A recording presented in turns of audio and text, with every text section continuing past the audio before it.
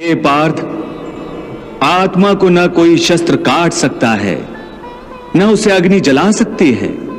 इसको जल नहीं गला सकता, न इसे वायु ही सुखा सकती है।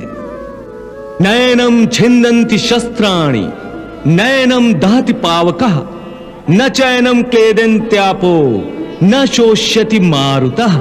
हे अर्जुन, ये सब समझकर तुम्हें ना किसी के मरने का शोक मनाना चाहिए और ना किसी के ना मरने की खुशी का प्रदर्शन करना चाहिए। हे केशव, मैं कौरवों की सेना का अवलोकन करना चाहता हूं। मेरा रथ दोनों सेनाओं के मध्य में ले चले। तो तुम देखना चाहते हो तो दुर्योधन को विजयी बनाने के लिए कौन कौन योद्धा सम्मिलित हुए हैं और तुम्हें किस किस से युद्ध करना होगा। हाँ केशव, मैं यही देखना चाहता हूं। चलो, मेरा रथ दोनों सेनाओं के मध्य में ले चलो। हे अर्जुन, तुम्हारी इच्छा के अनुसार मैं तुम्हारा ये रथ दोनों सेनाओं के मध्य में ले आया हूं। अब तुम शत्रु की सेना की ओर देखो। सेना के अग्र में खड़े हैं पितामह भीष्म, पांडवों के और तुम्हारे सबसे बड़े शत्रु। पितामह और हमारे सबसे बड़े शत्रु।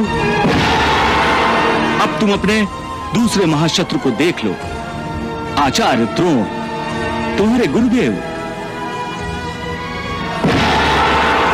और उनकी दाईं ओर युवराज दुर्योधन।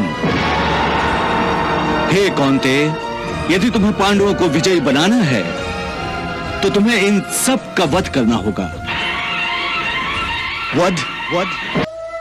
कृष्णा नहीं, मैं किसी के खून से अपने हाथ नहीं रंग सकता। मेरी आत्मा तो उस दृश्य की कल्पना से ही कांप उठती है। कृष्णा, मैं अपने ही सगे संबंधियों का खून कैसे बहा सकता हूं? कैसे बहा सकता हूं? गुरुदेव तो एक शिष्य के लिए पिता और भगवान के समान होता है, तो फिर मैं उसका अनादर कैसे कर सकता हूं? जिस गुरुदेव ने मुझे धनुर्विद्या दी, तीर चलाना सिखाया, उन्हीं की दी हुई धनुर्विद्या का दुरुपयोग करते हुए मैं उसी आदरणीय शरीर पर तीरों की वर्षा करूं? उन्हीं के सीने को छलनी करूं? मैं इतना ओछा और गिरा हुआ मनुष्य नहीं, इतना ओछा और गिरा हुआ मनुष्य नहीं हूं। और पितामह, वो तो आदरणीय ही नहीं, पूजनीय भी है। इतने पूजनीय कि जिनके आगे मैं नजर नहीं उठा सकता हूं, उनके विरुद्ध हथियार कैसे उठा सकता हूं? कृष्णा, जब मेरे पैरों ने चलना भी नहीं सीखा था, तब पितामह ही ने मुझे मेरा हाथ थामकर जीवन पथ पर एक एक कदम चलना सिखाया था। जिस पितामह के सीने से मेरे लिए प्रेम और स्नेह की गंगा और जमुना सदा फूटती रही है, उस पितामह के सीने में मैं तलवार भोंकर खून की नदियां कैसे बहा सकता हूं? मैं कोई दैत्य नहीं हूं जो मैं मेरे अपनों के ही रक्त से स्नान करूं। ये मुझसे कदापि नहीं हो सकता, कदापि नहीं। वाह अर्जुन वाह, लगता है उर्वशी के श्राप का प्रभाव तुम पर अब भी शेष है। तुम अब भी नपुंसक की भांति बोल रहे हो। तुम युद्ध भूमि के बीच खड़े होकर जो भाषा बोल रहे हो, वो किसी योद्धा की भाषा नहीं।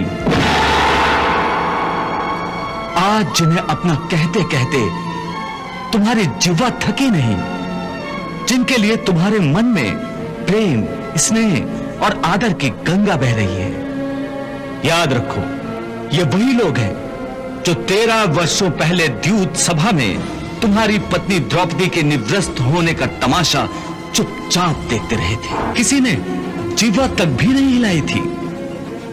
इनमें से किसी एक ने भी उसकी रक्षा के लिए उस समय हाथ नहीं उठाए थे। और वही हाथ आज तुम्हारी हत्या के लिए उठे हुए हैं। सबके हाथों में तुम्हारे और पांडवों के वध के लिए आज तीर और तलवारें तड़प रही हैं।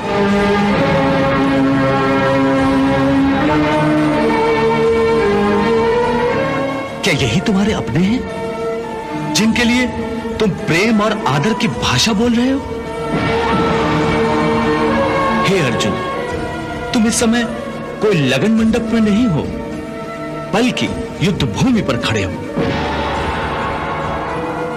और जिन्हें तुम अपना समझ रहे हो वो इस युद्ध भूमि में तुम्हारा स्वागत और आदर सत्कार करने नहीं आए हैं। वो सब के सब तुम्हारा और तुम्हारे भाइयों का नाम अपने अस्त्रों पर लिख कर आए हैं। देखो उनकी ओर, इनकी आंखों में तुम पांडवों की मृत्यु का नृत्य देखने की तृष्णा तड़प रही है। और ये तड़प, ये प्यास केवल तुम पांडवों के रक्त से ही बुझेगी। देखो उनके तेवर, देखो ये विषैले बाण किस किस को अपना निशाना बनाने के लिए उत्सुक है। अगर ये तुम्हारे अपने हैं तो फिर ये तुम्हारे कौन हैं? पराए हैं, शत्रु हैं, जिन्हें तुम कौरवों के निर्दयी शस्त्रों के हवाले कर देना चाहते हो? अरे ये तुम्हारे अपने हैं, जो तुम्हारे जीवन और मृत्यु में तुम्हारे साथ हैं, जो तुम्हारे कंधे से कंधा मिलाकर तुम्हारे हित के लिए युद्ध करने आए हैं। हे अर्जुन, इस समय ये सब तुम्हारी गांडीव की टड़कार सुनने के लिए उत्सुक है।